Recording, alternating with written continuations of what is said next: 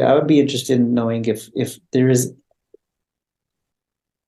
just having to discuss the complexities of using an alien device. Looking at the history I've looked at, researching the history I've researched, looking at from my cultural foundation of where I come from, because I built the foundation of who I am based upon my uh, cultural teachings, the things I've learned. Everything I learn about real history, everything I learn about Native history, everything I learn about Indigenous history is brick and mortar added to the foundation of where I stand. The more I learn, the stronger I can make it.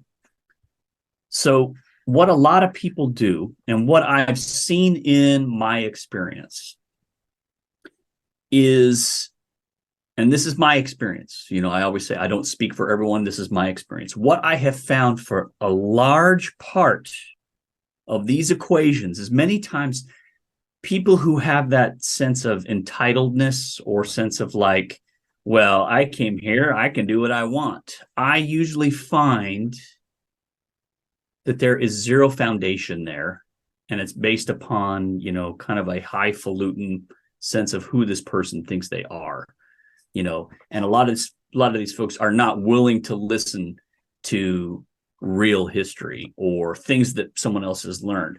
And, what we can do is continue to spin our wheels towards those people who are not going to listen, or you can continue to move forward and share your message as much as possible to say, hey, for any of those who are interested in listening, here is my message. If we get caught up in bickering and crying about everyone else, whether or not they get it, it's going to dismantle where we're trying to go. So what usually happens in Indigenous cultures that I've seen in history, and even now, is that things that are presented are received, assessed, looked at, and eventually turned and used as a tool to bring an advantage. So Indigenous children were taken to schools and taught English. Now, we could look at that as the single biggest attack against our culture, thus getting the name cultural genocide, which it was.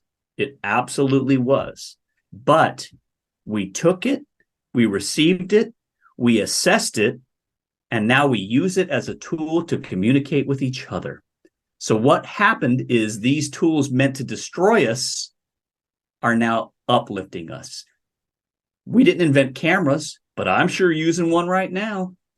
We didn't invent a lot of different things, but I'm using it right now. But we did invent things like the syringe, eyedroppers, prescription medications, pharmaceuticals, petroleum jelly, wetsuits. These are all Indigenous creations and inventions that people don't realize. We all contributed to this big pie of what exists today. So they moved us to terrible portions of land where nobody could do something, but we were listed as being our own independent entity, our own independent nation. We had sovereignty.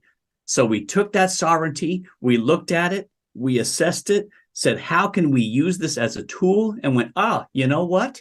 Since there's no federal jurisdiction on the way we make money, we can use our status as a sovereign nation to create gaming. Let's get some support from other folks, create a casino, because a casino we can have, because guess what, U.S. government, you said we're sovereign. And what happens? The government goes, wait a minute. And they create state compacts to take money again. So everything we're given over these course of these years, we take it, and Indigenous people assess it and use it as a tool, and it becomes part of this foundation that we've created. So we've used everything that was maybe at first used to try and take us down, and use it now as a tool to elevate ourselves even further. So that's one thing I have learned, at least, about Indigenous cultures, is we are resilient. And you may try to attack and kill us at first, but be careful, because whatever tools you introduce, we're going to use to our advantage. And it's, if you look at history, that's happened, how it happens over and over and over again.